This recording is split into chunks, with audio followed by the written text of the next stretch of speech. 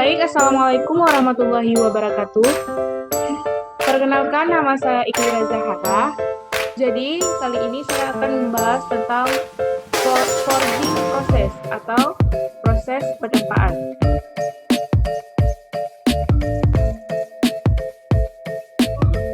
Yang pertama, saya akan membahas tentang pengertian forging proses. Kemudian dilanjutkan dengan jenis penempaan, alat yang digunakan, proses dasar forging atau menempa, proses pencetakan plat besi, dan diaplikasikan pada, dan kesimpulan. Yang pertama saya akan menjelaskan pengertian tentang forging proses. Jadi, forging atau penempaan adalah salah satu proses pembentukan logam di mana logam berubah bentuk secara plastis menjadi bentuk dan ukuran yang lain yang dilakukan secara konvensional atau dengan bantuan mesin tempa dengan suhu pengerjaan tertentu.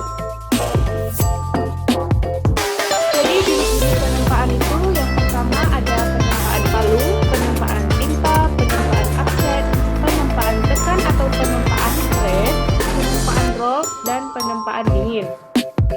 Alat yang digunakan dalam menempa, ini dia mesin forging tempa. Ini yang versi mininya ya. Kemudian ada proses dasar forging atau menempa.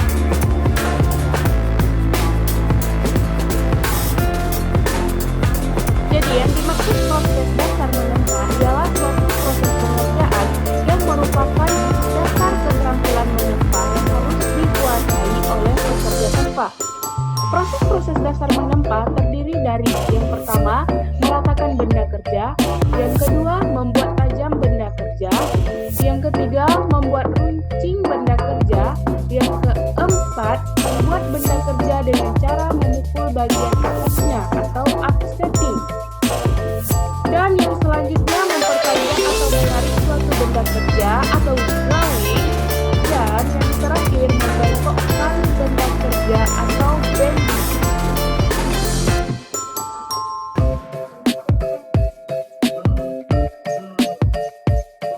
Adapun jenis penempaan itu dibagi menjadi dua. Ada hot forging dan cool forging. Jadi hot forging itu adalah tanpa panas, yang merupakan proses penempaan yang dilakukan pada logam bersuhu tinggi atau panas. Proses hot forging dilakukan bila logam yang ingin ditempa harus dikurangi kekuatannya dan ditingkatkan sifat mampu bentuknya. Jadi selanjutnya cool forging atau tempa dingin, yang merupakan proses penempaan yang dilakukan pada logam bersuhu ruang. Proses ini memerlukan lebih banyak daya yang dikarenakan logam yang dingin memiliki kekuatan yang lebih besar daripada logam yang panas.